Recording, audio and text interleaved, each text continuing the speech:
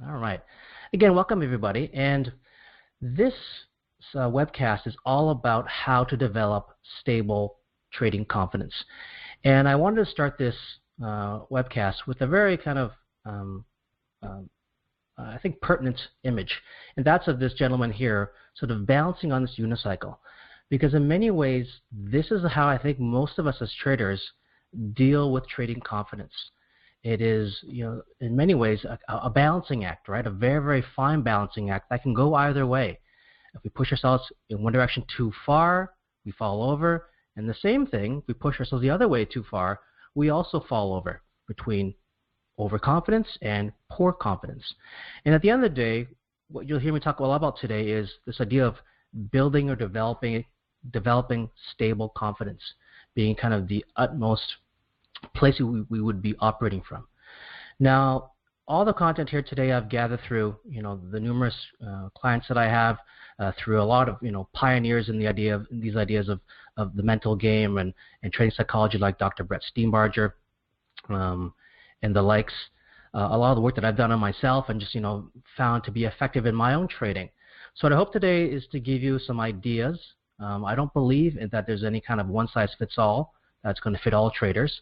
I'm going to share with you some ideas that have worked for me, that have worked for my clients, and I trust that you'll go back to your own, trading desks and try these things out for yourself. Right? Don't trust me.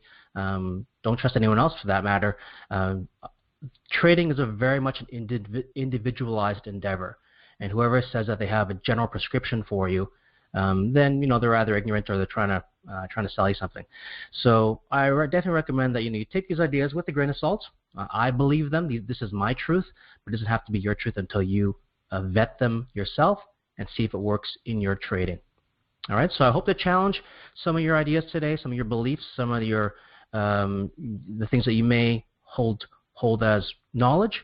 And I'm also going through some practical exercises, because ultimately I don't want to just leave here with a bunch of facts and a bunch of knowledge. I hope that you're able to leave here today with a few practical takeaways that you can then bring back to your own trading. All right. So if everyone's ready to go, why don't you just drop an OK in the chat pod, and we'll get started.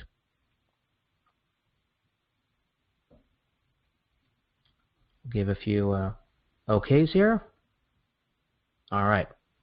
So, thank you so much, guys. So let's begin. So, quick introduction. My name is Houston Trong. I'm based here out of Montreal, Quebec, Canada, and it's a picture of me in my trading office there. I'm the desk that's my standing desk in the corner there. I just got that baby a few months ago, back in November. Really fun desk. It's one of those Ergotron standing desks.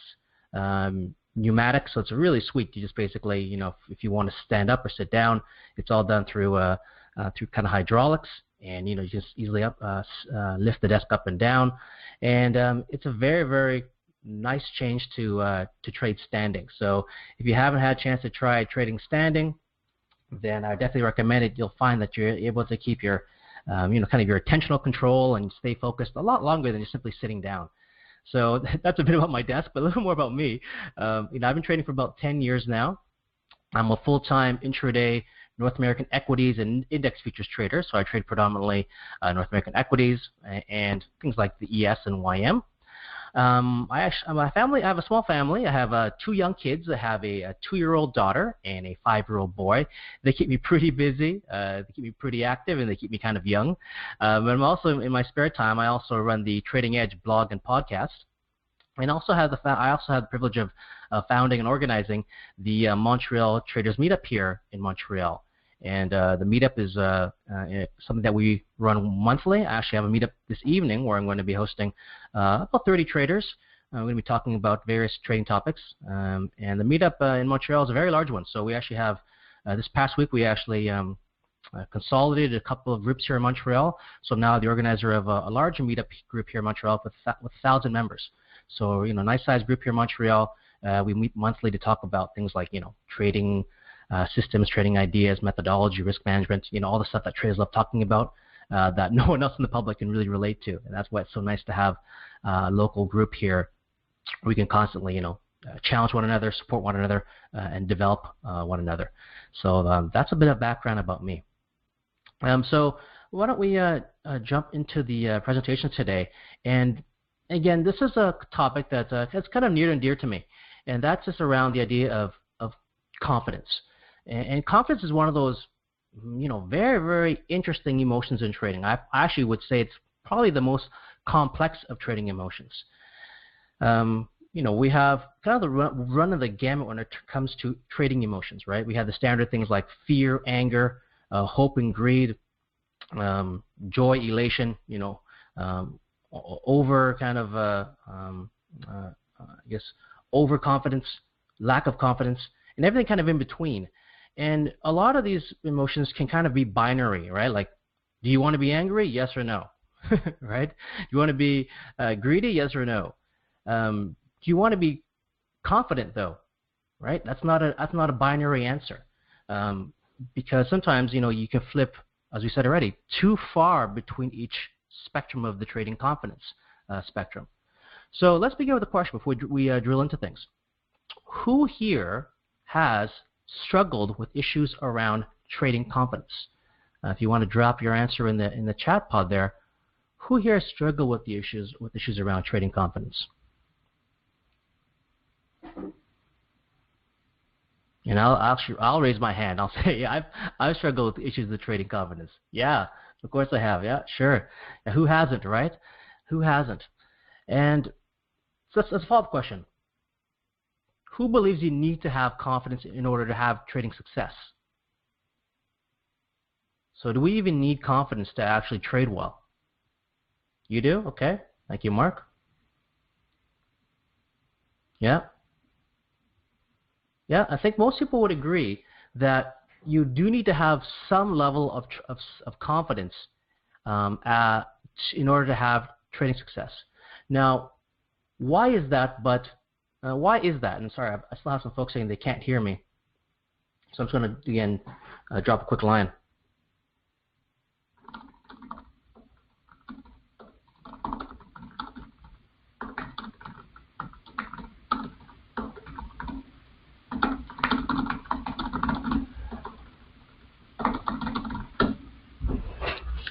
So, getting back to the point, so having confidence does help perform at a certain level. Certainly, probably at a better level than if you're lacking confidence. But just because you have confidence doesn't mean you'll actually have the prerequisite skill to succeed. And this is why it's such a challenging thing, right? Because sometimes we've seen ourselves act in very, very low confidence, but have good trading success. Sometimes I can, have very high levels of uncertainty, but still take a trade and be successful and have profit. And other times, I'll be feeling really, really good about myself. I'll take a trade, say first thing in the morning, and I'll be wrong right away, right? And then that impairs my quote-unquote confidence. So that's the thing with confidence, right? Is we'll get to in a few moments here why this idea of tying confidence to results is perhaps not a good one. Now, regardless, after a large enough sample size, right, a large enough sample size of trades, regardless of how you feel, your results will tell the true story. So objectively, where your confidence needs to actually reside is in your results, in the measure of your results. But I'm going to share something in a few moments here why results don't actually tell the whole story. Okay? So confidence should accurately be a reflection of the results and skills that you've proven in trading. This, at the heart and core of things is what really matters. Okay? So confidence should accurately be a reflection of the results and skills you've proven in trading. And if you can get to that place, then that's when you're going to be able to operate from the most stable level of confidence. And I apologize. There's a lot of folks who are telling me they cannot hear me. So I'm just going to, thanks Mark for that suggestion. I'm just going to type that in there and post it. So that's a suggestion that one person had.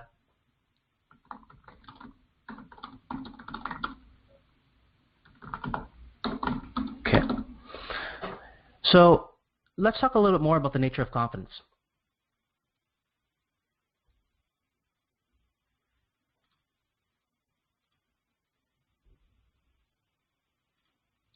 Now, if you actually had a large enough sample size and, you'd say you measured your trades, let's say across not just 5 trades or 10 trades or 50 trades, but 1,000 trades logically, it would sound like you should feel pretty confident, right? Most people, they've back tested their, their trading strategies.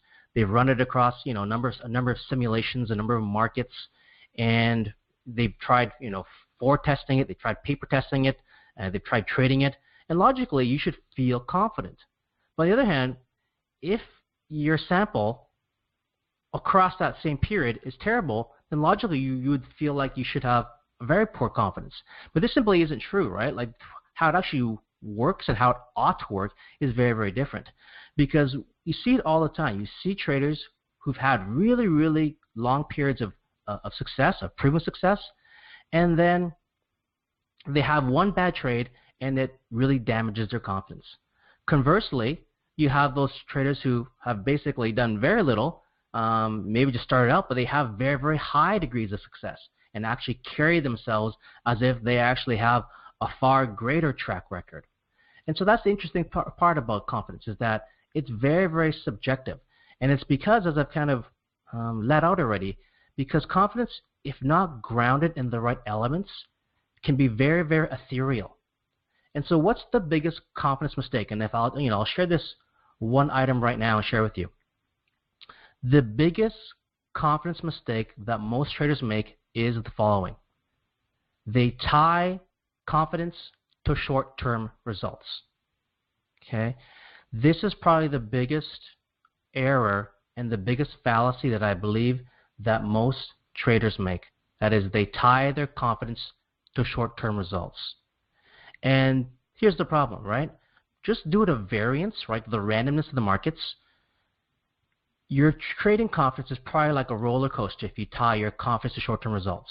Kind of, if it rises and falls with your short-term P&L, no wonder you're going through sort of a euphoria and kind of depressive states when you make lots of money and lose a lot of money.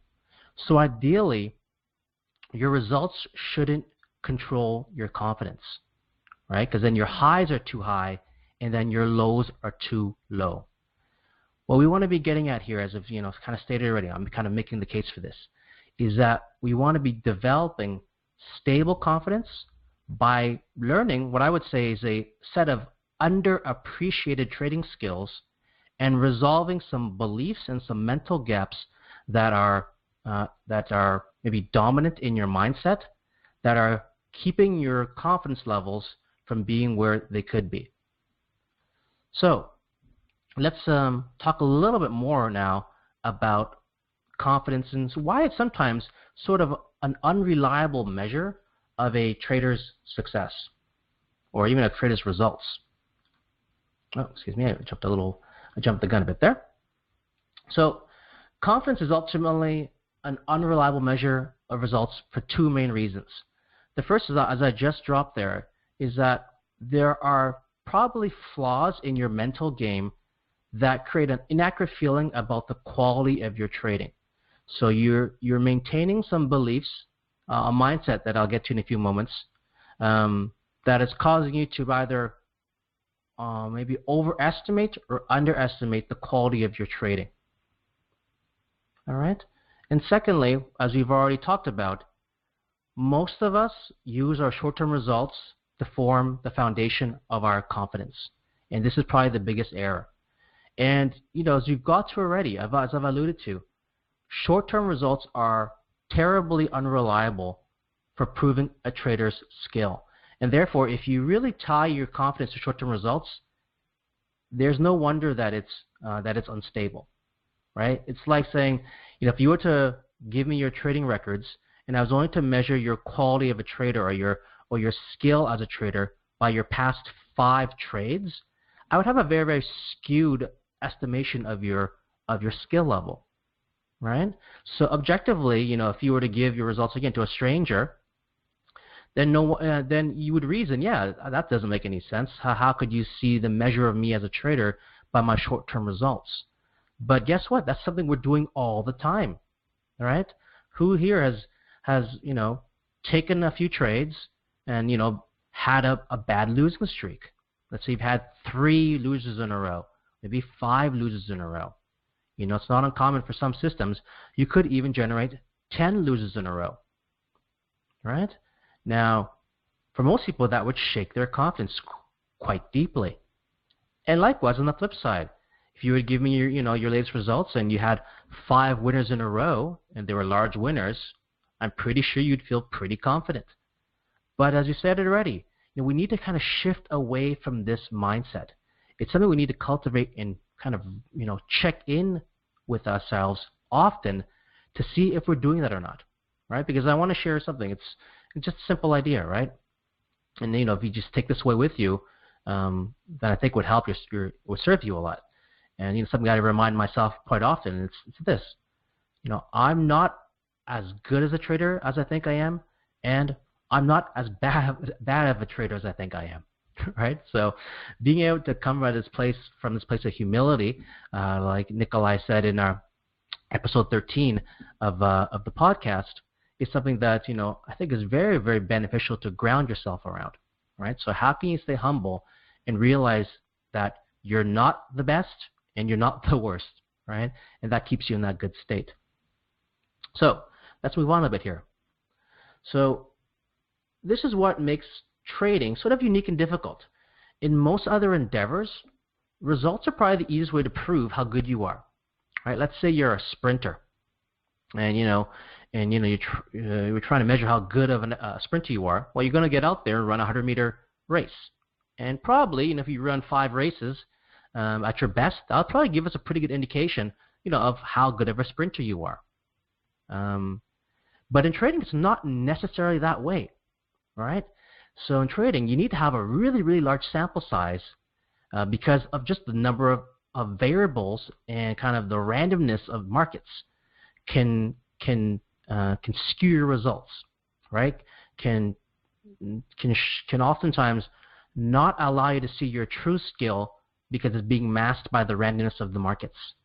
At the same time, who you are as a trader, let's say you're a beginning trader, who you are as a trader at trade number 1 versus trade number 100 versus 1,000 versus 10,000, you're going to be a completely different trader, right? So you're going to be maturing as you trade. You're going to be changing your style. You're going to be trained. Your personality, your traits as a trader will be changing. Who you are as a trader will be changing as you go through as you mature or as you trade more and more. And so your skill level is actually changing at the same time.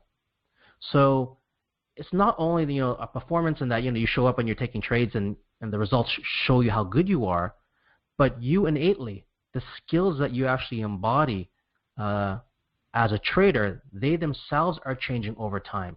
And this is why results oftentimes are not a true, accurate depiction of just how good you are. And so tying your confidence to results, this is the last point I'm going to make, as I don't want to really belabor it too much more, is really kind of an inaccurate way to, number one, estimate how much skill you have, and number two, just even understand the quality of your trading. Okay? So let's move on. So what do most people do to try to build confidence? Right? So I'll give you a few options here, and tell me if you've heard some of these or you've tried some of these, right? You probably try to build trading confidence in one of these few ways. You try to build a proven track record over the years, right? So you've logged all your trades, you've journaled, you've kept meticulous records in an attempt to try to build your confidence up by seeing the objective numbers of your P&L grow or not grow, right? The only fallacy with this, as I just mentioned, is that, again, you yourself as a trader are changing over those years. So is it really an accurate depiction? Number two, you try to trade a high volume to reach the long term faster. We talked about how maybe only the long term results will actually show how good of a trader you are, and that's where you can actually maybe hold on to build your confidence. And so you might try to trade a lot of volume to improve and perhaps to begin to get to mastery. Number three, you've either just try to ignore or desensitize yourself to your results, thereby kind of preventing your emotions from going up too high or too low based upon your results. Number four, you just create an illusion in your mind, right? You just, through self-affirmations or through visualizations, you just keep telling yourself you're a solid trader, even if you can't, quote-unquote, prove it, even if your your results don't prove it, right? And as you said before, the ideal state is that we have stable confidence.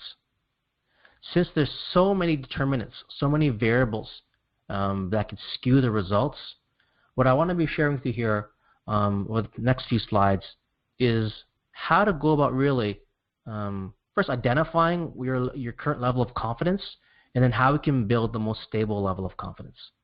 Okay? So first off, underconfident or overconfident.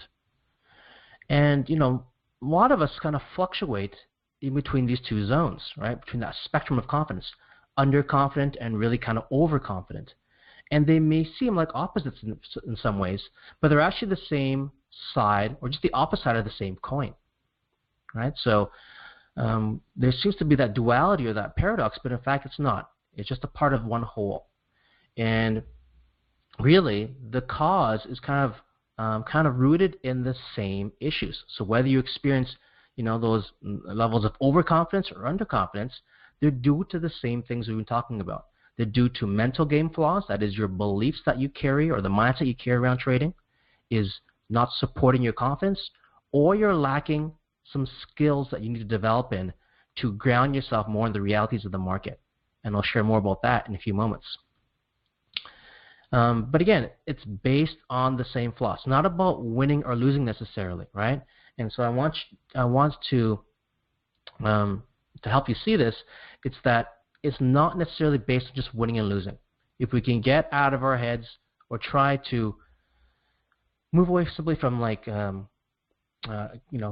tracking our win-loss percentages or expectancies and hoping that's going to help our confidence, that's not going to overcome issues with confidence, right? We need to address these things here, right? The mental games and I'll just circle that better.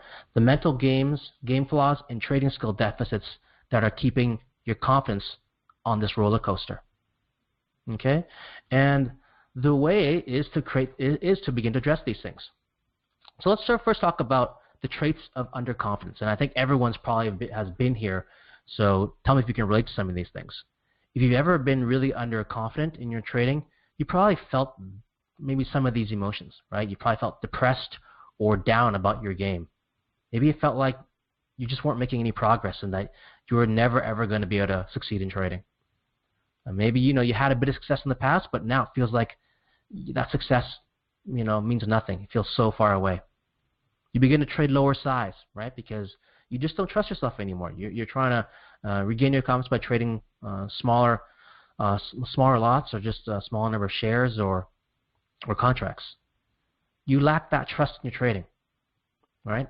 It's hard to have confidence when you have no trust in yourself. You're constantly changing strategies or instruments or time frames. When I see traders, constantly jumping between, different indicators, different instruments, different time frames, then I know that they're really struggling with confidence. They feel pessimistic, right? Or you feel pessimistic. You're just going to assume you're going to lose. The worst thing that can happen is a person who begins to distrust their signals, right? Have you ever been in this boat where you feel so bad about your trading, you say, well, I'm just going to take my signals, but in the opposite direction, right? If in my mind I think I should go long, then I'm going to go the opposite way and go short, right? That's when you know that you're really at a low level of confidence. You probably don't need me to tell you that. Self-destructiveness. As if you just want to lose money, right? It's like, what's the point? I'm just going to go out there and damage something. Yeah, obviously, that's a very poor place to be operating from. Feeling desperate to find the answers to your poor results, right? Like you're looking outside to find something.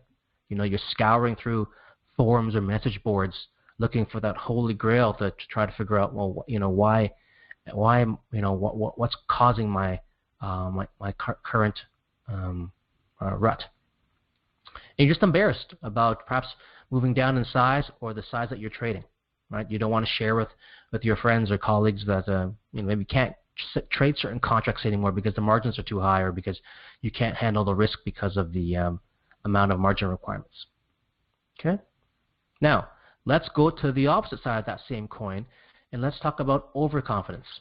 I love this picture of the mouse wearing the wearing the helmet, right? Now, when you're overconfident, again, same problem, just a different manifestation of traits. Trading seems is easy. You start dreaming that you're going to be able to soon make large sums of money, and that you're going to start investing in exotic pieces of art or exotic cars pretty soon, right? You feel that euphoric high.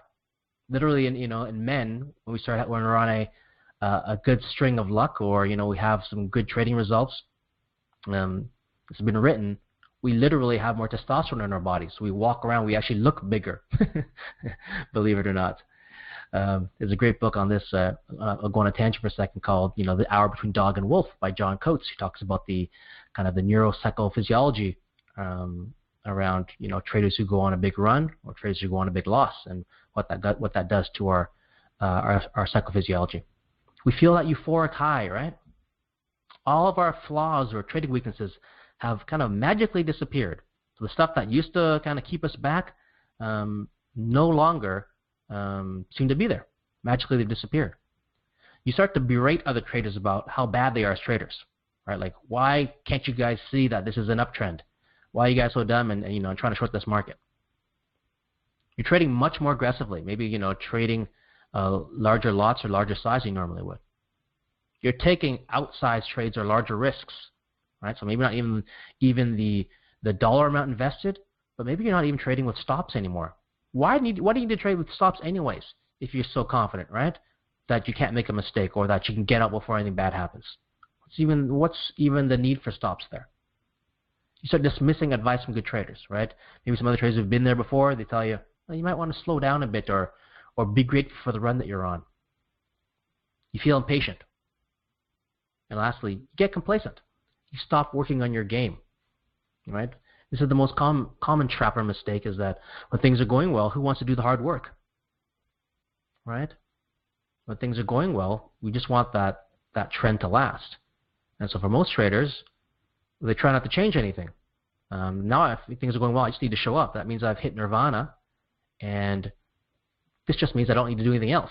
I just need to show up and do my thing. Okay? And this is what eventually leads to the blow-up that leads to exceptional exuberance, and then we get to the other side of that coin, back to underconfidence again. But before we get to underconfidence again, I want to share this very common cognitive bias that we see in traders, and it's this trap of self-attribution. We see it all the time, and there's a great book, and I interviewed the author of this book, a great book that I often recommend, which is called What I Learned Losing $1 Million. It's a story about Jim Paul, who was a futures trader back in the late 70s, and he grew a very small account to a very, very large one in the span of several years. In fact, he had such a large string of luck, that string of luck actually lasted several years, where he was actually able to exponentially grow not just his account, but his entire luck in life had changed, and he had a really, really long winning streak as pertains to personal success. And what we actually see quite commonly in traders is this idea of the self-attribution bias. And that is, for most traders, it's really easy for us to sort of attribute positive events or occurrences to our skill level and negative events to external factors. So, if this trade went well, it's because I am a good trader and because I have a good system and I have a good eye for trading. If I lost a trade, it's because, those HFTs stepped in, or it's because, Trump tweeted something and it wasn't my fault, right? Or it's because there's just too low volume in these markets and you can't trust them. And I often hear this talk when I talk to traders, is this self-attribution bias. It's something that, we have to be very, very careful for, as we all kind of do it naturally. That's why it's a cognitive bias. And so, it brings you back to the saying I said before, right? We are never as good as we think we are, and we're never as bad as we think we are. But predicated in all of this is this idea of responsibility, okay? So we need to be responsible for all the outcomes, and not just the outcomes that work in our favor. So whether things are good or bad, quote unquote good or bad, we are responsible for all those things when it, as pertains to trading. I would even argue outside of trading, but we'll keep this discussion to trading today. But this is one of the most important keys, is how much more responsible in your trading can you be? Your poor results are on you just as much as are your good results. All right. So let's talk now about some of the kind of keys around stable confidence. We've talked now about this idea of overconfidence. We've talked about underconfidence. What does it mean now to have stable confidence? We've talked about this, again, for the past 30 minutes or so. So what does stable confidence actually mean? Well, stable confidence means that your confidence never really swings to extremes because of randomness or variance, quote-unquote variance. Okay, so you have a grounded level of self so that external factors that are outside of your control don't change your opinion about yourself. Your trading is built on a set of results and skills, and that gives you more certainty about your trading. Minor fluctuations actually help to improve your trading and they don't deter you. Right? So when you have a loss, for instance, or a setback, this is a reality check for you. When you have stable confidence, you expect these things. You don't expect to be right all the time. You want to be wrong sometimes, or you need to be wrong sometimes to see how you can get better, where you can adjust things. And you don't take those losses personally, right? Because you understand, I need to be wrong in order to be right, right? Because trading is ultimately a losing game. The best traders are those who lose best. So we actually need to lose to win. Next, you don't get down or too critical about yourself. Okay? You don't ever delude yourself into believing you've, quote-unquote, mastered trading. There isn't any place in trading where you can ever get to the place where you're done, right? You're finished. There is no finish line in trading, as I've talked about on previous webinars and podcasts. Nextly, negative emotions, they don't upset you.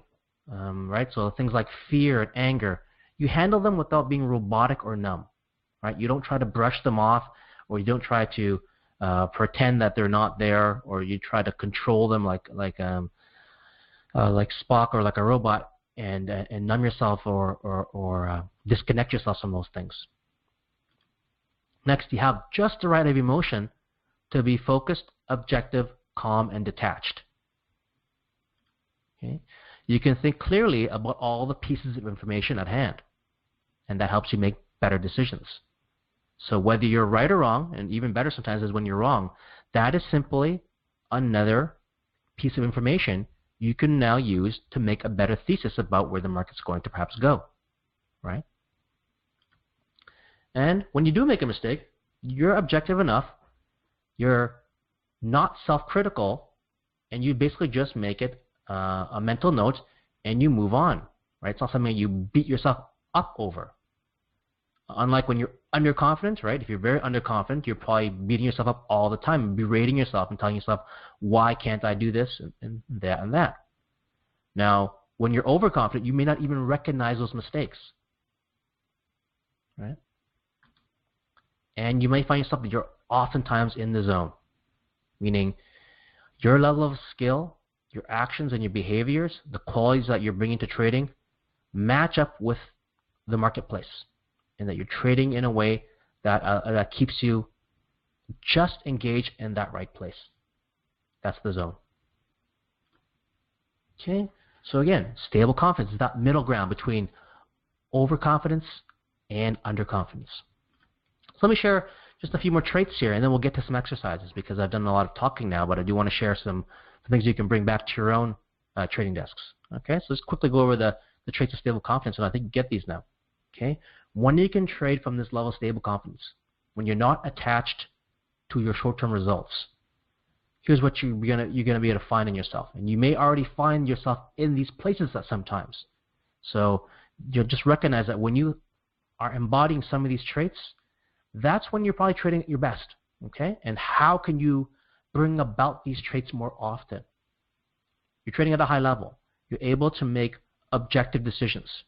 You're very well aware of your strengths and weaknesses. Not just your strengths, right, and not just the weaknesses. You're playing in that great middle zone, that balance. You're clear-headed, right? You're not clouded with fear, with the sense of that you're worried about being wrong or worried about losing money. You're clear and detached. You trust your instincts, right? I said before, I've seen many traders just say, man, whatever signal in my system or my that I think is I should take, I'm going to the opposite. If you're operating from that place, you've lost the trust in your instincts, right? So when you begin to find that you're trusting your instincts, that's when you begin to develop stable confidence. You're not overly emotional, just the right level of motivation and energy. That means you're not bouncing back and forth like when you're over exuberant, and you're not again depressed and have low levels of energy because you're underconfident. Challenged, interested in constant learning, right? You haven't hit the finish line. You're still challenged by what's occurring in the markets, and you're prepared to work on your trading. If we can embody these traits, these states every day in our trading, wouldn't this be a great place to operate from? Right? You could just take these traits here, pin them beside your monitor, and just reflect on them throughout your trading day or whatever time period you trade on, and see if you can bring these traits into your trading. Right? When you can begin to identify what you want in your trading, what you don't currently have in your trading, you can begin to find ways to begin to incorporate these traits or states into your day-to-day behaviors. Okay, so let's now do a quick exercise. I've chatted for a bit now, and this is an exercise that I like to do just to I'm going to share with you the exercise. Nothing too complicated here. We have about 4 exercises in this webinar, and these are all things you can I'll kind of review now. But definitely, after the webinar today, go back to your trading desk and spend some time reflecting on these things and seeing if you can put them into practice. So, stable confidence is very, very highly individual, right? We just went through a list of traits as pertains to underconfidence and overconfidence. And you may be, each one of us is probably going to be different in terms of, that balancing act, right? Like, which one of those states do I have that you have? Where are you at? Are you like, a 9 out of 10 on some of those things versus me? I might be a 4 out of 10 on some of those things. Whatever those are, each of us is very unique as pertains to some of these states. And so I would, in this exercise here, we all have to go back to our desks and begin to have a level of self-awareness around our trading skill and our mental game when our confidence is ideal. So based upon some of the states and traits that I've already outlined, spend some time and think about, how do you feel when your trading game and mental, what does your trading game and mental game look like when your confidence is ideal? What does that actually look like? Right? Spend some time. What does that look like? What does that feel like? What are the behaviors that you're doing? Right? How are you acting when you're trading from that place versus when you're trading from a place that is the opposite of it, whether it's underconfident or overconfident, whatever you struggle with. Okay? Take that time to make that list, because what I want you to do is to reflect on that list regularly, right? Because by clearly kind of defining what stable confidence means, it becomes very easy for you to identify when you're at the opposite ends of that spectrum. Okay? Because trading is all about self-awareness, and the more often we can see where we're falling on the spectrum, the more quickly we can take action. So if I begin to recognize in myself that there's a certain set of traits that when I embody, I trade best, then when I start seeing myself trading in maybe the diametrical opposite, then I'll know at that moment that I've clearly broken out of the zone of stable confidence. And we could begin to put plans in place to begin to address those things, right? You call them if-thens or shortcuts or cognitive reframes. However you want to describe it, we want to simply create scenarios where we can quickly catch ourselves, understand that we're trading from this place, and then redirect ourselves to a place where we ideally want to be. So this is creating, again, this simple feedback loop that will allow you to better hold yourself in that state of stable confidence. Because guess what? Most of us, if we don't examine our beliefs, we don't know where we're operating from, right? If we don't know what we want in our trading, we're not going to get it. So again, write these things down. Put them in an Evernote doc or paste it beside your trading desk or your trading screens, and review them. right, throughout the trading session or whenever you trade, and see if you can embody those states while you trade. And while you're trading, check in. Am I trading from this place, right? If I want to be calm and detached, because that's when I trade my best, am I operating from that place? If I feel hurried, stressed, feels like I have to try to make money, that's the diametric opposite of being calm and detached, right? So then what can I begin to do to redirect myself into that place? Maybe that means stepping away. Maybe it means shutting it down. Or maybe that simply means, again, just taking some deep breaths, recentering myself, and seeing if I can, recapture that place that I want to come from. Okay. That's the first exercise. Okay, so before I continue now, we're going to be going for about 40 minutes. Yeah, thank you. That's a great, Mark just shared a state that he wants to come from. Calm, clear, completely aware, completely focused. Yeah, I love that. Yeah. Yeah, for me, it's, one of my keys, what I've noticed in myself is when I can trade from, I use the word already, right? That calm and detached place where I'm not necessarily tied to outcome. That for me is, that's when I operate my best. For me, it's a red flag when I'm trying to make things happen. I see in myself that, okay, I'm trying to make this trade in order to capture these things, and I want this outcome to be, 2 points or 4 points or, a 1 hour trade, however you measure your results. I'm trying to, to win or be right. Then I'm tying myself to outcome. And usually, when you tie yourself to outcomes, all that can do is create levels of stress or disappointment, right? Because inevitably you're going to be wrong. And if you tie yourself too much to outcomes that you cannot control, then it's like we go back to, it's like we said in the beginning, you're tying yourself to short-term results. Okay, so let's move on. Oh, I like that one, Mark. Can I embrace uncertainty and control my actions? That's beautifully said. Yeah. Can I embrace uncertainty and control my actions? And that's when that we could all do better as traders, right? Is how do we actually navigate uncertainty? And how we do that is just by having a very, very clear understanding of what we're going to do as traders. Because I think Mark's alluding to is that we can't control what the markets are going to do, but going back to responsibility, we can always choose how we respond. And so the more clear we can respond, clearly in our minds, the more clear we are about how we're going to respond, the more trust we're going to have in ourselves, right? And that's going to allow us to have better confidence. Okay, so let's move on here. So developing confidence is pretty straightforward, and I want to share with you, again, the 3 skills that I believe you really need to develop, as well as kind of the 3 mental gaps that are keeping most traders from embodying stable confidence. The 3 skills are as follows. Number 1, the skill of recognizing market conditions. Number 2, the skill of recognizing variance or randomness. And 3, the skill of recognizing your own skill, right? That's actually kind of a meta skill there. And we'll talk more deeply about each one of those in a few moments. Before we do that, though,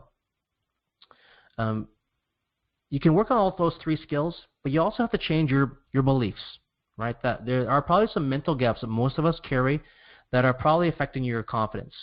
And I want to talk about those first. So there's kind of 3 illusions that I'll call them illusions, you can call them mental gaps or biases, that are probably going on that are affecting your trading confidence, right?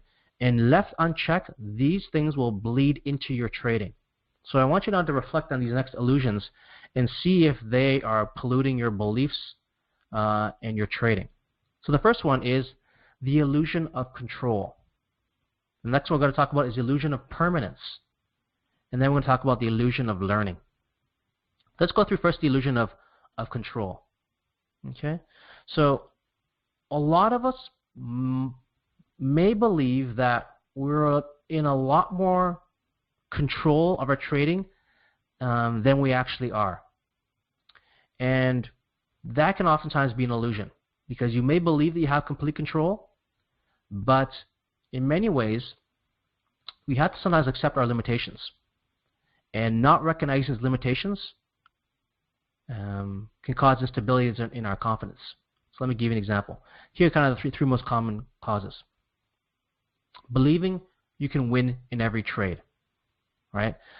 I think logically most of us realize we cannot do that, right? No one can be right all the time.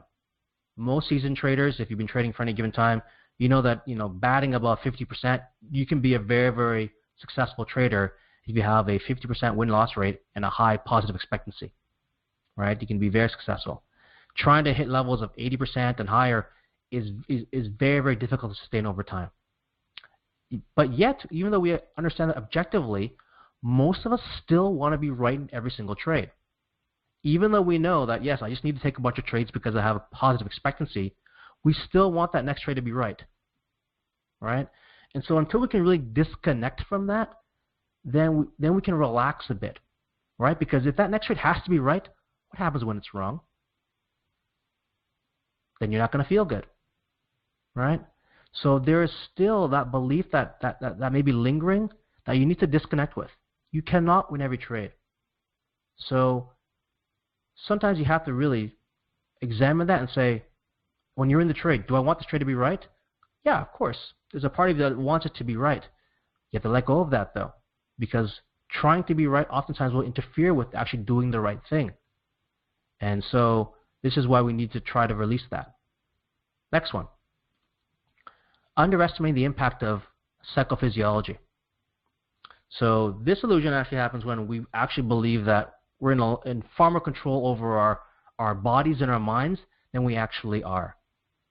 Now, a lot of traders, unfortunately, they don't have the high degrees of self-awareness to realize that there may be their emotions and their physiology is oftentimes driving a lot of their actions. I see traders who, have poor psychophysiology in that, they have poor relaxation, they have poor self-regulation, meaning they don't hold themselves well, they don't breathe well, they don't deep breathe, they breathe in shallow ways, and they are physically compromised before they even get into the trade. And so when they get into the trade, they have high levels of anxiety. And because a lot of traders, they don't realize that there's a lot more to trading than just that cognitive game, because our thoughts and how we think are affected by how we feel and by our emotions, and below that, our actual physiology. And so when you break down, i.e., you had this idea, but you couldn't execute it, then it becomes an issue of not capability, because you know what you're supposed to do, but it becomes an issue of capacity. And so a lot of traders, they overestimate their capacity and their capability. And so a lot of us, most of us, can probably do work around this, in that we need to probably better self-regulate ourselves in our trading so that we can improve that level of capacity, so that our capacity meets our capability. Because I think most traders, they probably overweight themselves in capability. They think a lot about trading, but they don't think a lot about execution. How do I actually execute? How can I, reduce my number of errors? How do I, show up so I can actually execute my plan, so my emotions and my physiology do not get in the way? Now, of course, I can go in a lot deeper than that stuff, but we'll leave the topic alone for now. We'll move on. Nextly, entitlement. Believing that you have the right to make money all the time, right? So, I see this a lot in traders who've been trading for a while.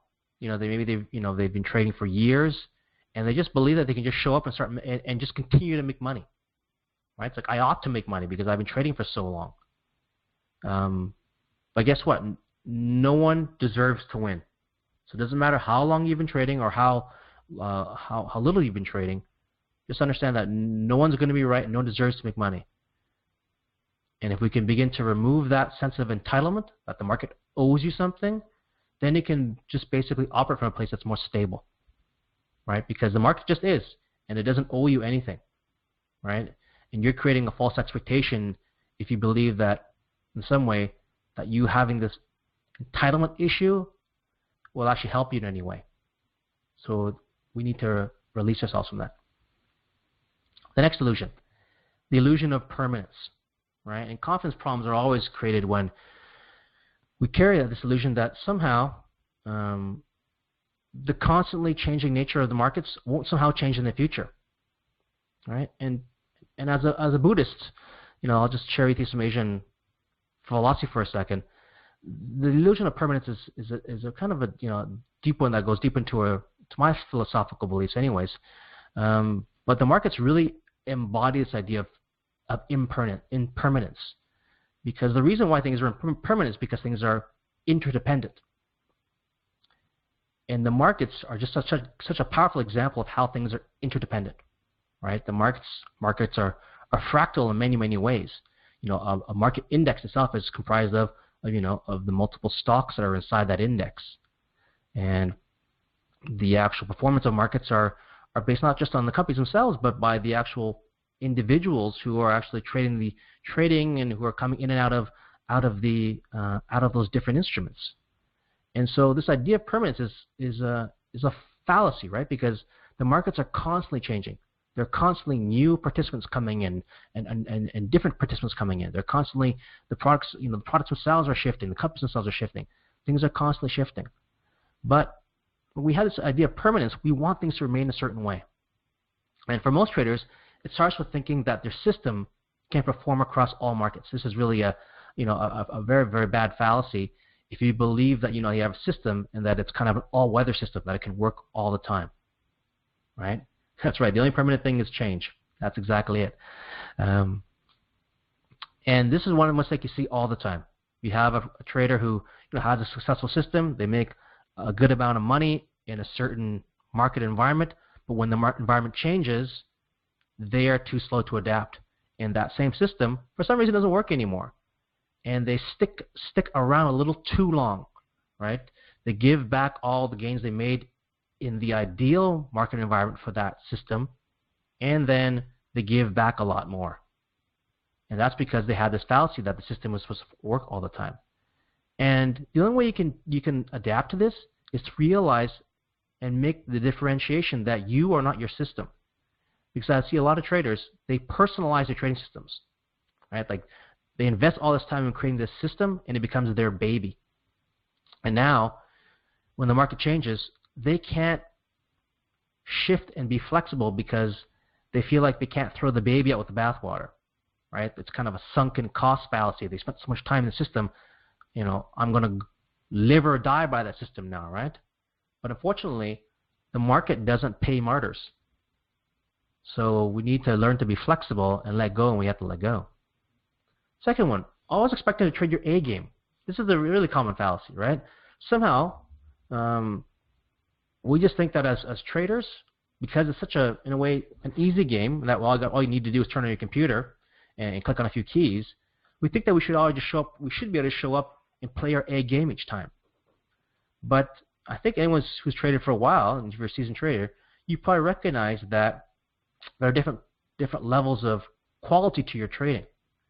And there are different levels that you bring to your trading based upon how you feel, your physiology, your state that day, things such as how you slept the night before, what you ate. There's so many variables that can actually affect your A game. And expecting that you can just turn on the computer each day and show up and play that A game each time is unreasonable, right? And so when you believe that you can, and you cannot, then guess what? Your confidence gets out of whack, right? If you just believe you can show up each day and just you think it's like a slot machine and you just kind of keep pulling the lever and the money stops coming out. If you don't realize that you yourself are sometimes the limiting factor, then it becomes a problem. Nextly, you believe in your potential versus your actual. In many cases, people are trading above their skill level, right? They think they have high beliefs about who they are as traders, but that may actually not be true, right? And there's nothing wrong with believing that you can do it, but it has to be in some ways rooted in reality. Because if you don't have an accurate self-assessment about who you are, this is when you trade your potential versus your actual. And so, there's nothing wrong striving for perfection, but then when you don't hit those levels of perfection that you expect you should be able to because you have this false expectation, then it's going to affect your levels of confidence. Or you may not take the lessons you need to take because you think you're better than you are. Okay. And finally, until you have enough trading results, right? I'll just say dial back your levels of confidence. Just, keep in your mind again, I'm not as good as I think I am, and I'm really not as bad as I think I am. Okay, the next illusion and that's the illusion of learning. As Hawking said, the greatest enemy of knowledge is not ignorance, it's the illusion of knowledge. Okay, and here's the thing, like I think it's this kind of a meta understanding of skill here, but you may not be aware of maybe some of the developmental errors you're making as it pertains to skill development. So until you can really have that really accurate self-assessment of kind of your skill, then it can affect your confidence. So let's take a look at some of them. Expecting perfection, right? And we just talked about that.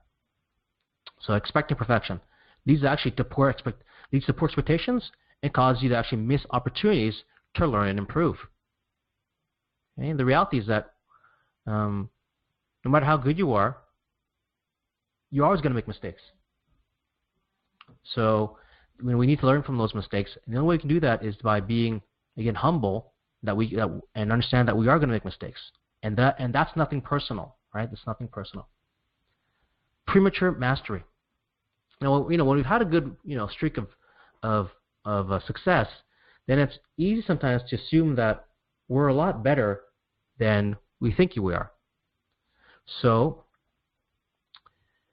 the only way you can actually tell if you've actually achieved a level of mastery at a certain skill is when it shows up under pressure. All right, this is why it's so important to trade. I'm a fan of paper trading, but ultimately you have to wager real money, because the only time you can really tell that a skill has been developed to the level of unconscious competence is when it shows up when it needs to show up. It's all fine and dandy when you have small amounts of money on the line and you're able to make the right decisions. But when the markets are moving quickly and you have a lot of money on the line, emotions will get high. And what usually happens is the emotions get high, that triggers that fight, flight, or freeze response, right? That's when your parasympathetic system gets out of balance and you start to feel parasympathetic stress. And what literally happens is that prefrontal cortex of yours, that part of our brain that handles, the decision making, what knows what to do, it actually goes offline. You physically get, an instant lobotomy, as some people say it. And you can't access that part of knowledge, that knowledge base that you had just maybe recently learned or hadn't yet learned to the level of unconscious competence. So sometimes it's great to see where you're breaking down. So oftentimes I actually like to trade. I'll share something with you quickly. I actually like to trade when I'm fatigued. So that's when I'm tired, when I'm not feeling well. Because for many years of my trading, I refused to trade if I did not feel 100%. Right? I think some people still believe that, you should only trade when you feel, at your A game. But how are you going to ever learn anything when you're only trading at your A game? Right? And so the challenge that I often make to people is trade when you don't feel well. Trade when you feel sick. Now, don't go and blow up your account by risking a bunch of money. But what you'll find is that you will make some tactical and mental errors when you're trading what I would call it your C game, when you don't feel well, right? And that's where that's an accurate assessment of your current level of mastery as pertains to that skill level, right? So if you're unable, as an example, you don't feel well, you start trading, and you notice that, man, I'm missing all these setups that I should be taking, right? I physically can't see them. They're happening too quickly. I'm only spotting them after the fact, maybe when the markets have closed for the day, or after you do your review and you say, wow, look at all these setups I could have seen, could have taken intraday. I didn't see them when I was trading. That shows you that as pertains to those setups, you probably are not at the level of mastery that you think you are, or maybe that you need to be. You're not operating yet from that place of unconscious competence where you can just see them and take them. There's a place in you that, where you still have to think about it, process it, but due to fatigue or, just whatever that condition you're at, is impairing your ability to take that trade. Okay? So this is a way to really begin to have a better self-assessment of where you are. Okay, so let's talk about the 3 skills as pertains to market conditions, and then we're actually close to the end of our webinar. I apologize, we're running a little bit over here because we've had a little bit of a late start, so I'll try to wrap things up fairly quickly here. So I have 3 further exercises here, and let's go through them now. So unfortunately, this is one skill I think a lot of traders are underdeveloped in, that they don't see beyond their setups and they miss the broader context of the markets. One of the most important parts in the markets is this idea of playing in transitions, right? And any seasoned trader will tell you the most amount of money can be made during market transitions. It's when new traders and folks who've got lulled into the marketplace are have begun to become too comfortable, have become complacent, and they're oftentimes left holding the bag as the market turns the opposite way. All right. And so here's an exercise for you. Okay, and I'm just going to go through quickly because we are a little bit over time, so I apologize. I'm not going to go into too much, but I'll give you some ideas that you can take with you. So begin to develop the skill around recognizing the market conditions that we're in. And so here's some things you begin to do. Bring back to your trading desk and begin to develop yourself. Okay. Number 1, create a market narrative. That is, build a story. It doesn't have to be accurate, but you have to have an idea of what the actual overall markets are doing, not just your setups, right? Where are we in the marketplace? Are we at the beginning of a bull market? Are we at the middle part? Are we at the high point, right? Whatever that may be. What's the market narrative? Is the Fed coming in and going to be raising interest rates? What's the EU going to do? Begin to create some sort of narrative. It doesn't have to be based in politics or fundamental analysis, but create some sort of market narrative so that you can have an understanding or story that you can trade with. Number 2, understand market cycles. Number 3, track market internals. Simple stuff, right? Like, it doesn't have to be anything too complicated. It could be something as simple as a study that says, all right, how many stocks in the S&P are currently, above their 200-period moving average? How extended are they from that moving average, right? How long have they been trading above the moving average? All these things can begin to tell you some key things about the markets. Study sector rotation, right? So easy one. That's a very popular form of analysis where you take all the major sectors and routinely see how they're performing against the markets and against each other. Where are the inflows of capital moving back and forth? Track volatility. So using products like the VIX, you can begin to see, all right, what is the VIX telling us about potentially the direction of the marketplace? Wave theory. You don't have to, I'm not necessarily a wave theory guy. I don't believe in Elliott wave necessarily, but I understand it. Do I apply it to my trading? No, I don't. But for some people, they really appreciate it. So certainly, whatever you're using, just be consistent with that approach, because all that we're saying here is you want to keep your eyes on the markets and not just be lulled into just trading your setups. And finally, just ask other traders, what are you doing to recognize market conditions? And then how can you make it your own? Next one, the skill of recognizing variance. And I'm going to kind of plow through these a little bit more quickly because I want to get to our Q&A at the end. And a really good book on kind of randomness is a very popular book called Fooled by Randomness. This is probably my most favorite book of Nassim Taleb's. My favorite book of his being The Black Swan. Actually, no, I'll change my mind about that. This is actually my favorite book of his. Fooled by Randomness, followed by The Black Swan, and then followed by Anti-Fragile. But this is probably my favorite book, Fooled by Randomness. But what we don't recognize sometimes is that we don't recognize the actual randomness of the markets. We give it lip service. Many of us say, yeah, that's, markets are very, very random. You never know what's going to happen next. But what are you actually doing to actually track randomness in your trading, right? Because if you aren't tracking randomness, if you can't spot variance, then how can you accurately assess your skill? If you can't discern between what's random versus your skill level. And so, yes, it's very difficult to calculate variance, and sometimes you'll never really know. But guess what? The better it becomes a skill, the better and more often you begin to track these things, the better you get at actually spotting these things. So here's a few ideas around kind of tracking and recognizing variance.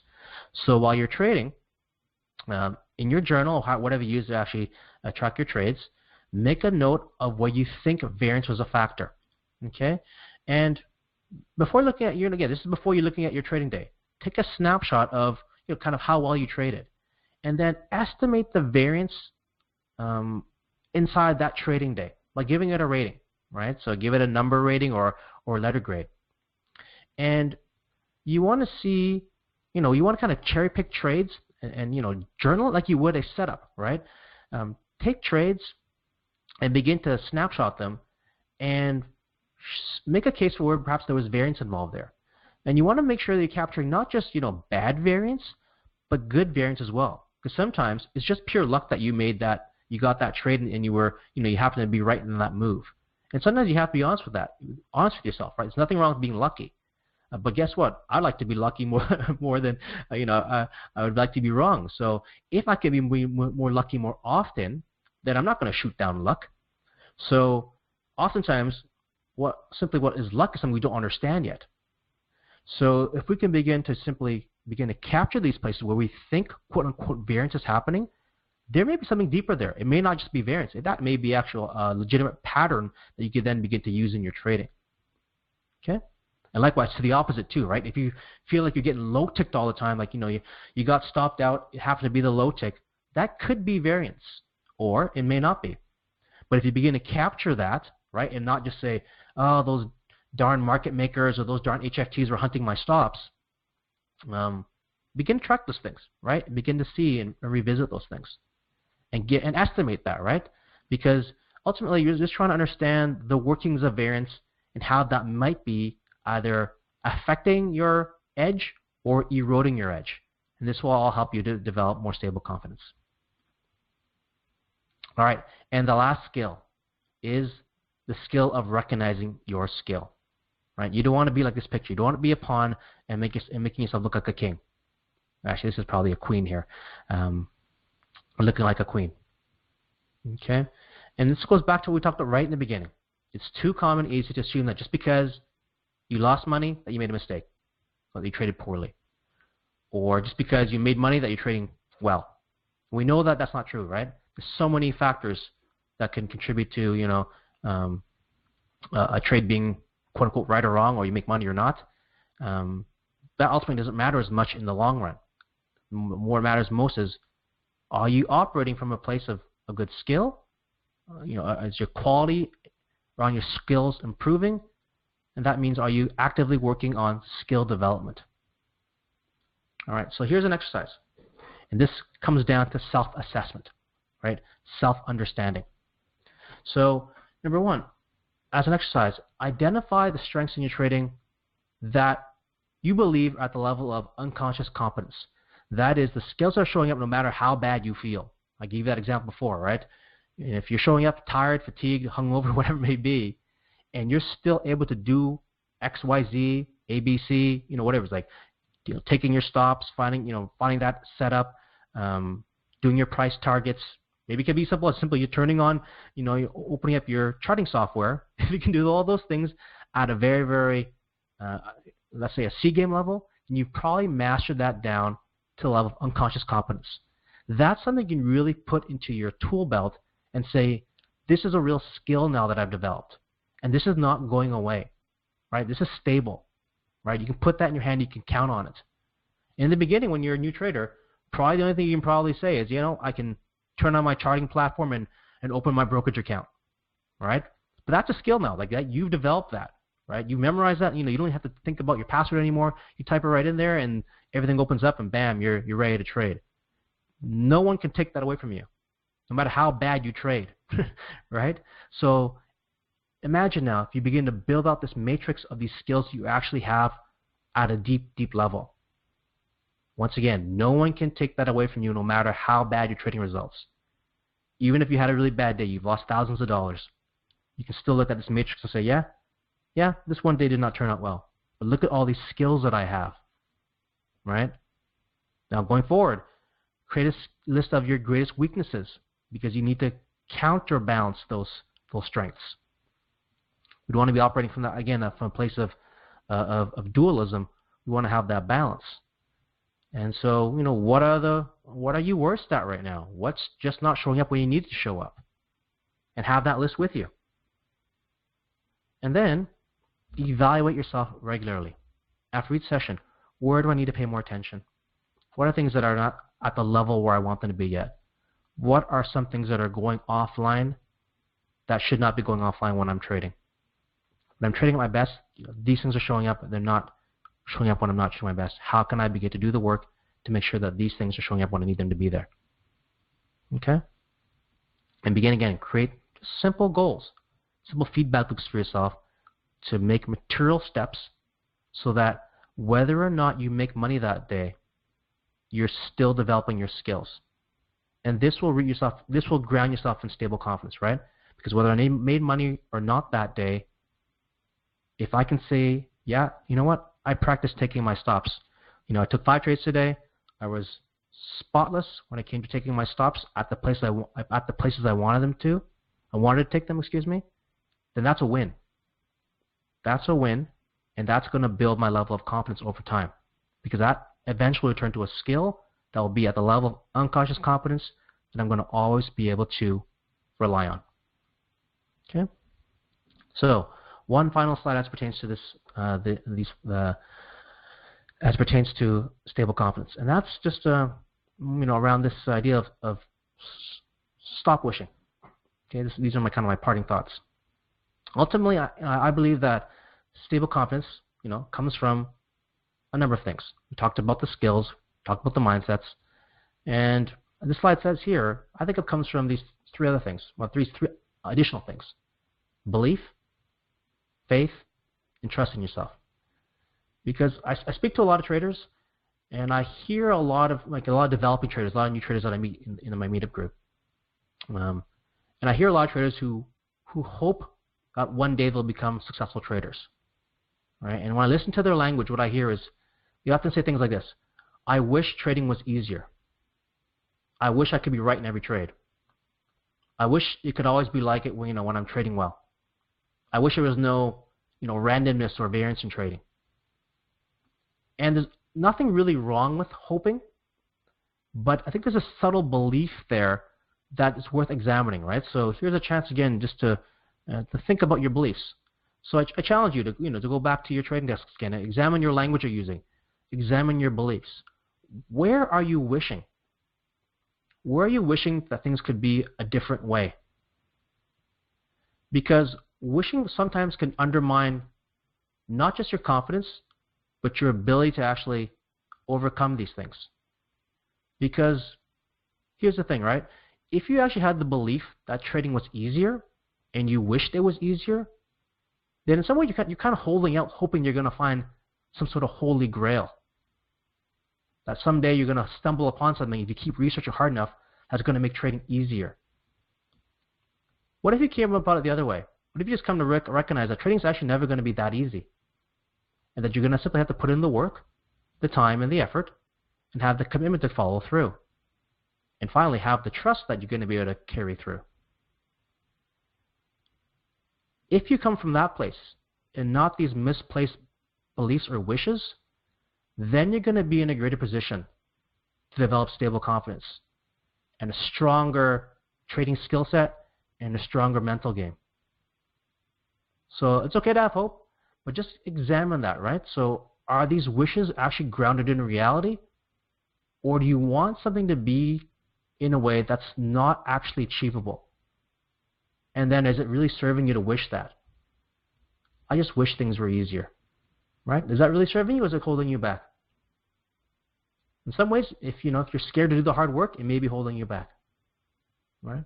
So just think about the language you use. Each one of us has a different way we talk to ourselves, kind of subconsciously. But I would challenge you again to stop wishing. Okay. All right. So I hope that was useful to you. I went over a little bit of time today. I do want to just do a quick poll here. So who can remember right now the 3 trading illusions? Just drop them in the chat pod. There's 3 trading illusions that I talked about in today's presentation. Who can quickly bang them out and tell me what were the 3 trading illusions? Let's see if anyone remembers now. We've gone 60 minutes plus, and I just want to take a quick pause here and see if anyone remembers. Yes. Yeah. Permanence. Thank you. Yeah, that's exactly it. Skill level above ability. Yeah, that's the other one. Exactly. The illusion of permanence. Skill level. Yep. And I think we're missing one.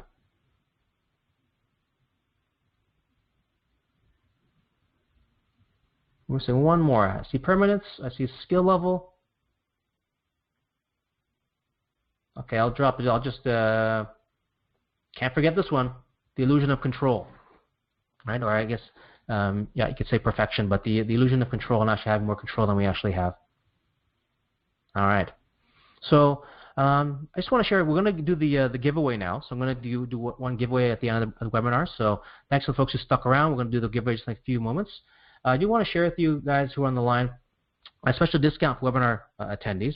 So back in December, I rolled out my latest trading program called the Keys to Your Trading Business, and I've had several traders go through the program now, and I've got really good reviews around how it's improved their trading and kind of filling out their trading plans and their trading businesses around areas that they were kind of weak in. And it really covers everything it takes to become a kind of a consistent and confident trader. And in a nutshell, as we've seen in this presentation, trading is a lot about developing stable confidence, and a lot of that has to do with skill development and the mental game. And so basically, this program, the Keys to Your Trading Business, is a program that's a complete A to Z system that gives you the strategies, tactics, and mentorship to create a profitable trading business and to shortcut a lot of the trading mistakes that can cause issues with confidence. Because unfortunately, a lot of the issues where confidence arises because we simply have, as we mentioned before, gaps in our either skill level or gaps in our mental game. And so this program here is really an attempt to really fill out all those things. So if you're struggling with putting together all the elements of a trading business, then take a look at the program, because we go through pretty comprehensively the key areas of system creation. So basically creating the ideal trading system for yourself, methodology, mind and psychology, and know-how. So I share with you my favorite trading setups, how to create the right trading habits so that you can, again, show up and perform each and every day, market and technical analysis tools, resources, and so on and so forth. And at the end of the day, you can learn how to create a trading business. That's the whole thing here, is that it's not just a program about a bunch of setups and how to trade a bunch of indicators. It's about structuring a business for yourself and taking it that way. That is, you're going to understand the different roles and responsibilities you're going to need to run a true trading business, because you're more than just a trader, right? And you're more than just a system. This program goes into the ideas of, all right, how do you actually approach trading as if it were a business? Then you can be able to create your own trading book. So I'll give you a number of templates and exercises to begin to help you find your own trading approach. Yes, I share with you my trading setups, but I don't want you, the goal is I don't want you to rely on me to be your quote-unquote guru. I think there's no better place to be when you can begin to create for yourself your own elements of success by being able to create and craft your own trading setups. And lastly, just being able to have the lasting changes in your trading as well as your trading systems. So what you get at the end of the day, everything is 100% online. You can watch it on your iPhone, your iPad, when you're on the road, or at the comfort of your home. There's reading materials. There's over 20 video lectures if you like video versus reading. You have a chance to email me anytime for questions and support. Templates, worksheets, exercises, each and every month to keep you in forward momentum. And we even have a Slack platform set up where I interact with the different students. We can collaborate through there. We can even trade live through this. You can see how I trade. And as a bonus, you get the access to my Embodying Peak Performance course, valued at $199. That's lifetime access, and best of all, 30-day risk-free guarantee. So if you don't like the course for whatever reason after you buy it, you have 30 days to get a refund. Okay. So for all the folks who are on the webinar today, that's the investment cost: $595 for the full course, $895 for the full course plus 2 60-minute coaching sessions, or $1085 For the full course, that's lifetime access. You can go back to the course anytime you want. I'm constantly adding new things into the course as I get feedback and as I create new content. And the last option there gives you 4 60-minute coaching sessions. So you can schedule those coaching sessions anytime you want. You can do them back to back, or you can save them up and use them sort of tactically when you kind of get stuck, or you simply want to get an extra pair of eyes or some support around things that may be challenging you in your trading.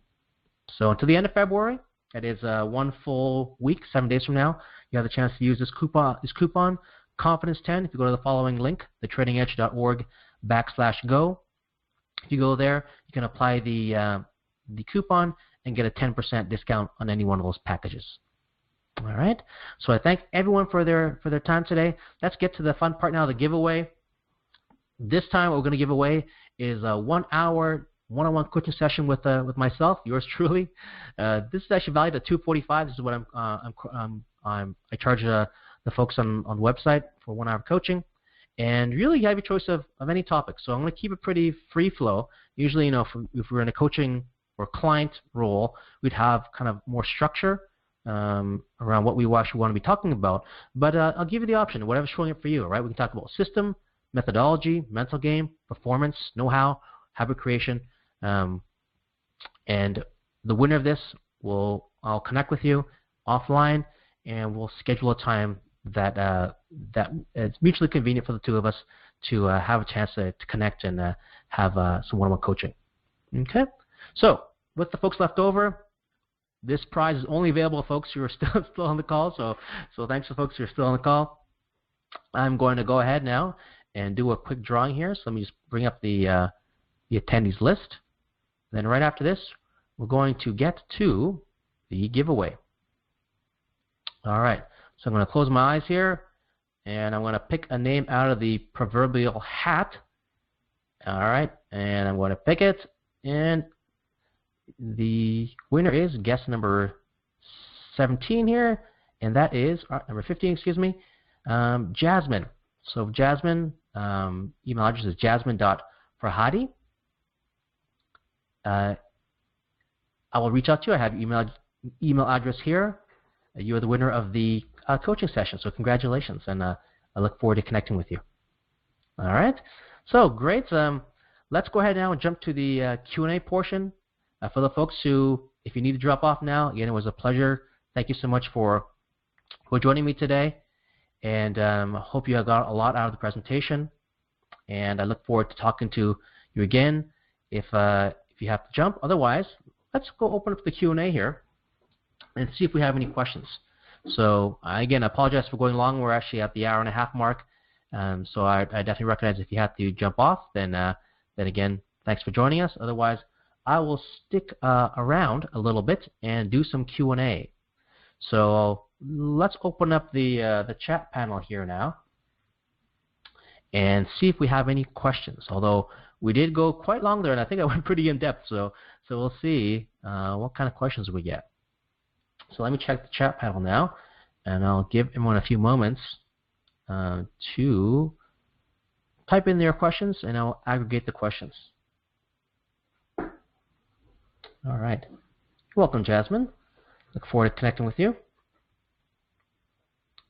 Okay. So I'll give it a couple of minutes here, but right now we don't have any questions. We have quite a few people on the line still, but we don't have any questions.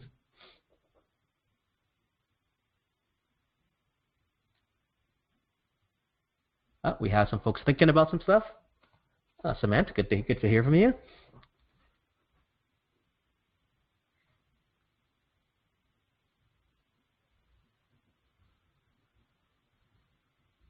All right. And as we're compiling things here, and I'm just going to give it a few more minutes here because we are well over time, and I want to respect people's time. Okay, so Matt's got the first question, and we'll take that one. So I'll read it out here. Talking about the confidence matrix, can you elaborate a bit more? Yeah, the confidence matrix is actually that's not anything in particular. That's just you know I've talked about this in the past, Samantha. Just creating a profile for yourself, right? So having a very, very deep level of understanding of of who and what you are, because ultimately that's a large part of trading, right? Is this level of self-awareness. So this matrix for me is just simply a sheet, a profile that I use that's a listing of all my strengths and weaknesses. And you and I have talked about this before, but I also have turned that around a bit, and I'm also using those same assessments of my skill to see how that ties to confidence. Because as we kind of talked about in this webinar here, if we can really base our confidence around something that's stable, right? So things that are at a stable skill level, i.e. things that are at the level of unconscious competence, those things don't waver, right? But unfortunately, sometimes we base our confidence on things that are very ethereal, things that we're just learning, right? Or things we haven't embodied yet. We haven't really studied enough yet to get to the level of deep knowledge or deep understanding. And if we base our skills and then our confidence on those things, that is very, very shaky.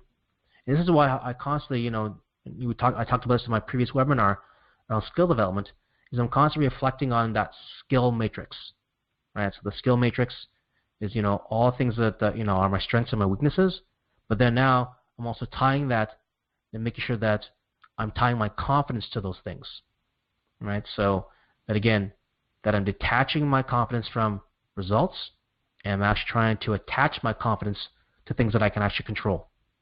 Yes, you can control results at some level, but I think you see what I'm getting at here is that we want to be attaching our confidence to things that we actually have true control over, things that are 100% in our control. That means our actions and what we, who we are and what we bring to the table.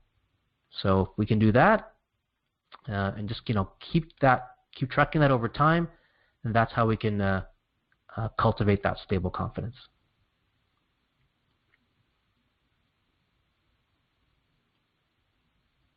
Yeah, you had a follow up there. Okay, so confidence comes from doing something repeatedly. So one has precisely defined the types of probabilities, then one has to just get comfortable with execution. Yes, I would agree on that. Again, this just goes back to this conversation around capability versus capacity. And so, what I see in a lot of traders is that they're very, very familiar with their setup. They know it like the back of their hand, but sometimes that setup they can't execute, right? That becomes an issue of capacity, right? So for whatever reason, they have limiting factors that are causing them to, in this example, we're talking about setups, but that's causing the inability to actually execute on setups. And so logically, you would think, yeah, well, I just need to take that setup, 1,000 times, right? And then that's going to be embedded in me, into my DNA. And that is true, right? So I think that's a large part of it. Like, if you can take that setup, 100 times out of 100 with zero money, that's great. If you can take that setup 100 out of 100 times, risking, 0.5% of your portfolio, or 0.1%, then 0.5%, the 1%, then I think that's a good linear progression towards getting that at a place where it's kind of very, very stable.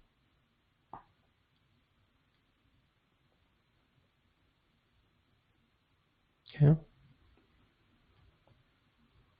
But I'm always fascinated because, as obvious as that sounds, right? It sounds very obvious. It's not that easy, right? It's one thing to say and say, yeah, just do these things, but rarely is it actually that easy in actual practice. Because we get in our own way sometimes, right? Like most of the time, we get in our way.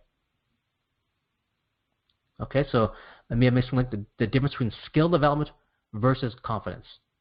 Well, I think confidence is something that arises or can arise from skill development. It's an offshoot, can be an offshoot of skill development, right? So when let's talk something outside of trading, for instance.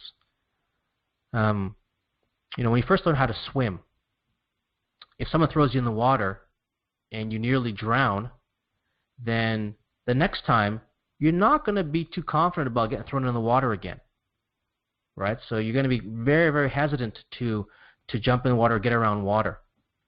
Now, on the flip side, if you're a person who's who's spent a lot of time in the water, has taken swimming lessons, then you have a lot of confidence around the water. That's because you have built up the skill set, and you have the set of beliefs that if someone throws me in the water, then I'm going to be okay, right? So I think that's the difference there between skill development and confidence.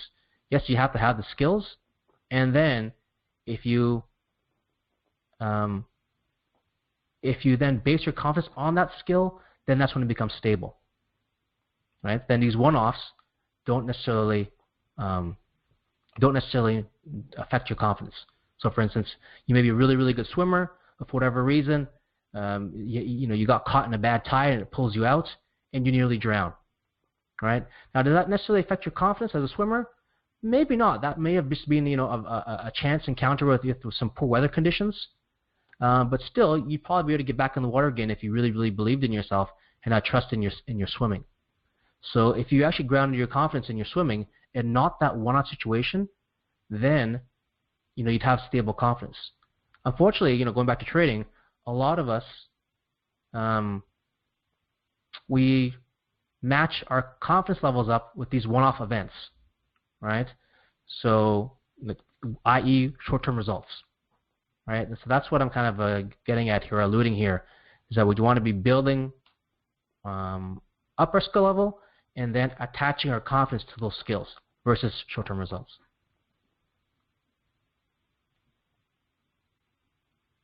So you're saying skill development plus belief, and one can execute them flawlessly equals confidence. Yes, that's a good way to put it.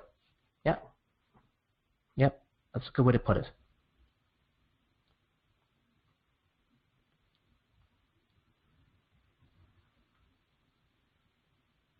Yeah, that's a good way to put it. Right? Because skill development is going to be, in many ways, your capability, and then, the beliefs come around will definitely affect your capacity to actually carry through. So whether it actually equals confidence or not, or it can improve your confidence, again, it depends on how and where you try to attach confidence. Because as I said before, you can try to attach confidence to anything, right? You can attach your confidence to short-term results. That's just not a good idea. You can do it, right? That's the natural default mode for most people. It just doesn't help. It doesn't serve us. So if we can attach confidence to something more stable, that's what we're talking about, right? So what in your trading is stable, right? And then if we can attach our confidence to that, whether we're right or wrong and whether we're making money or not no longer matters. Or matters less. I'm not going to say never matters, because who wants to be deep in a losing streak and having your P&L fluctuate that way? That's that is going to be a difficult place to operate from.